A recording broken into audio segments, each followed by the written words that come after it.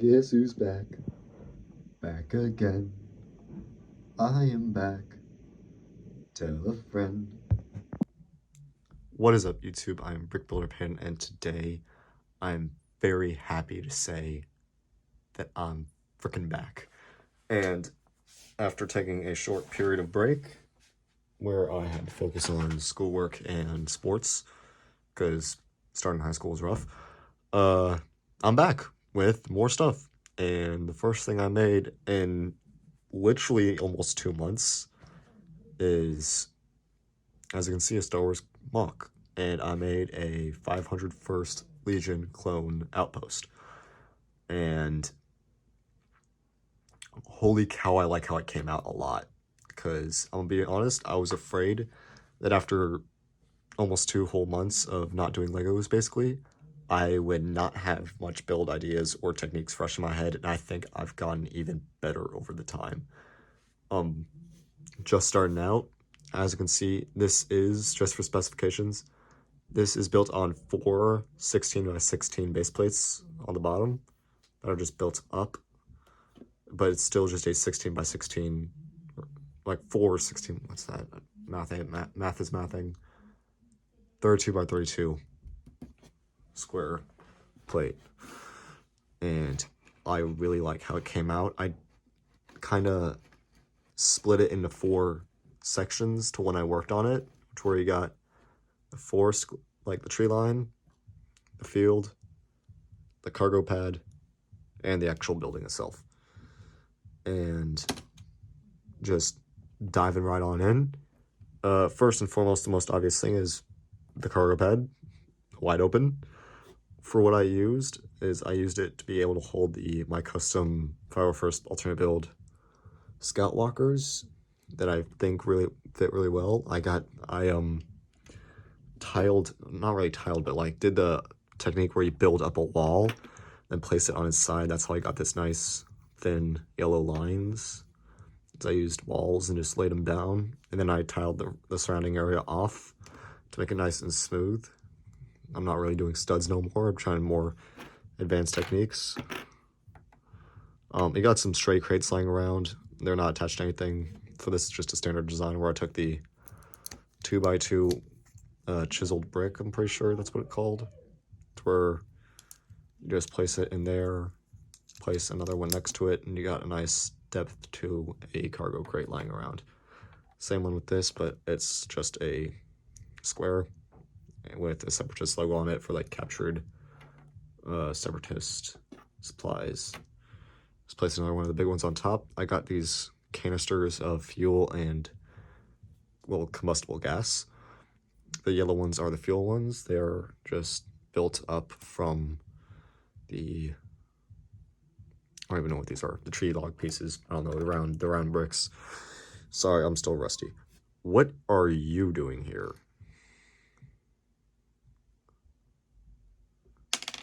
Anyway, so continuing, it has enough room for 2 scout walkers. One of them I put in the rusting mode, the other one's in activation.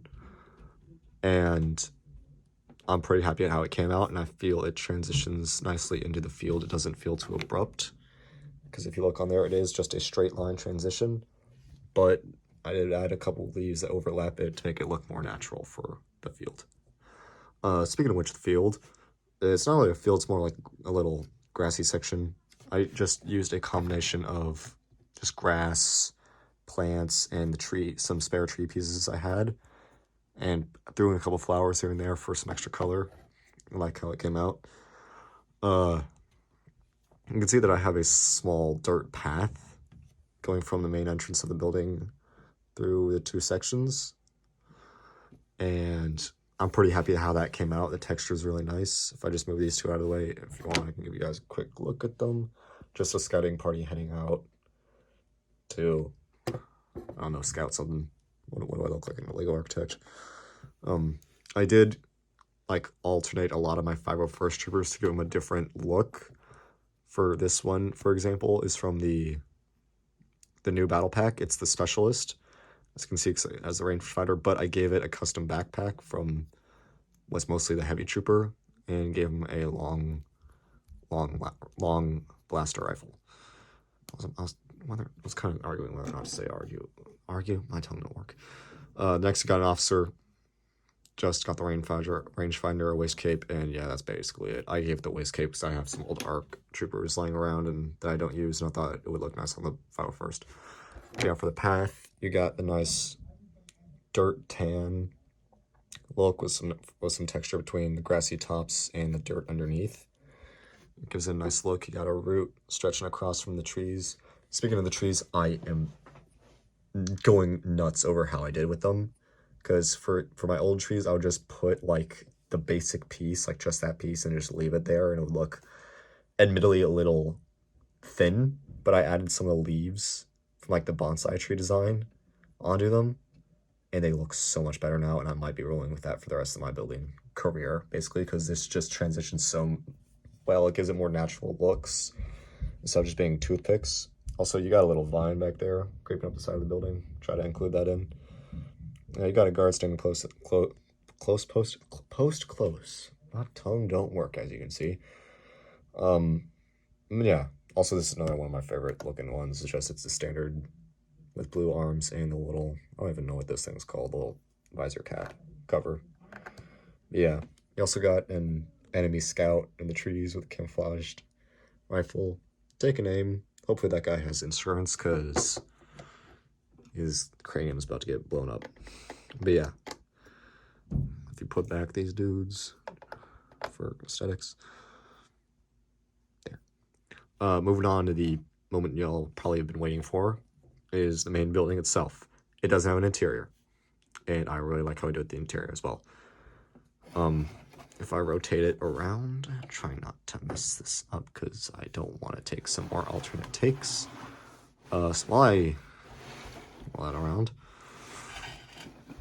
and going from the back, you can see it has a nice interior design. It's got more of those energy cans lying around, and you got some more different colored ones, yellow this time with gray markings. And you basically got a hollow table with a hollow screen. And for this, I did the technique of placing a bunch of clear 1x1 studs, plate studs, inside to give it a more tech look, to make it look like they're actually like pulling up stuff. You gotta get them all nicely in place in order to do that. They don't shake around at all if you have it completely filled. So yeah, I like the look of the screen, and I just used a nice orange like wall piece, translucent, and the table also came out really nice. Got a little holographic touchpad right there.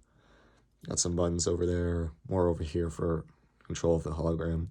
And I just like decorated it with some things here and there, like a helmet on the desk, some blasters. I like how this guy came out. He looks pretty cool. He's my commander of the my 501st troopers. I gave him the custom pauldron I made a while ago. That was a while back. An old backpack design, and it still looks good to this day. And just some nice hair. We got a radio antenna up here. You can't really see it from how I position the camera, but it is a very nice looking antenna. It's got some new pieces I've gotten from previous sets, and it has a power cord running up the length of it with a little maintenance pad right there. I like how it came out very much. You have a walkway on top for troopers to just have a general look of the battlefield. You got some like sniper positions. This is another trooper I have, an officer. I like the look of it, needless to say. I like the look of a lot of troopers I've done with. And you got a little swivel seat right here. And you got two entrances here and there. You got a nice lighted wall that I used some pieces from the Darth Vader's castle for this, because it was collecting dust, and let's just say it's not collecting dust anymore. But yeah, overall I really like how this set came out.